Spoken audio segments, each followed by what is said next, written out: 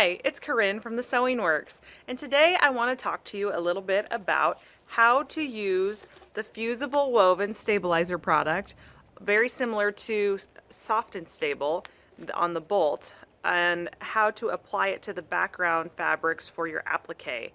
So I fell in love with this product and I use it on almost all of my embroidery projects now, as long as I'm not worried about it getting too stiff and too heavy. I also love to use it in bags and all kinds of things. So I really do prefer the Fusible Woven over the Soft and Stable on the bolt for two reasons. One is the Fusible Woven seems to be a little bit heavier duty, so it gives you a little bit more stiffness to your fabric and really reduces the puckering a little bit better.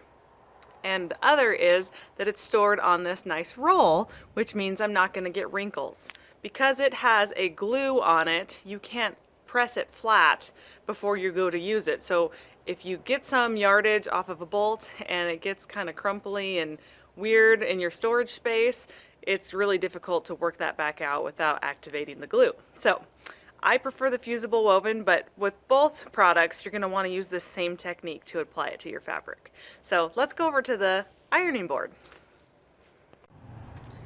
I'm at my ironing board now, and I've got my iron turned on to a cotton setting, so it's preheating nice and hot.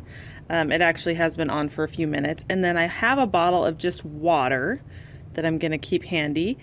And I also have a 10-inch square of my background fabric, which I have already starched and pre-cut. And I'm going to flip that right side down. And then I have a 10-inch square of my Fusible Woven product. On the Fusible Woven product, you will be able to feel one side is gritty and one side is smooth. You want the gritty side, that's the glue side, to go down onto your fabric. Now, because I've starched my fabric, I've already tightened the weave of that cotton background by using the starch. So I want to be sure and tighten this weave on the Fusible Woven as well before I adhere them together. So to do that, I'm going to just lightly mist with my water the entire background, or excuse me, the Fusible Woven, which is on top of my background. I'm going to let it air dry for just a second or two. And then I'm going to begin to dry it with my iron. And it's about a 2 or 3 second hold and then move. And I like to start on one side and work across, so I eliminate any wrinkles by working in or working a couple different directions. And that's going to take some of that woven product and shrink it up just a little bit. It also hyperactivates the glue and helps with that adhering to the fabric and staying there throughout handling.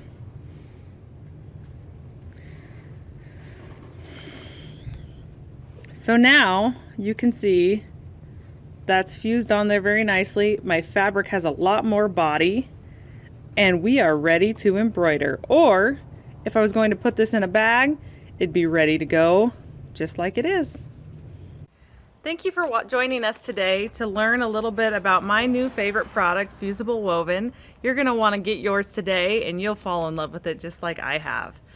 Keep in mind, if you're going to have a pieced background, go ahead and piece your pieces together and then press your seams open before applying your Fusible Woven. If you apply your woven to each piece and then sew them together, your seams where the woven and the fabric is all joined together, it's going to be very thick for your embroidery machine to run over. So just keep that in mind. I like to keep the woven to a minimum in my seams if I can.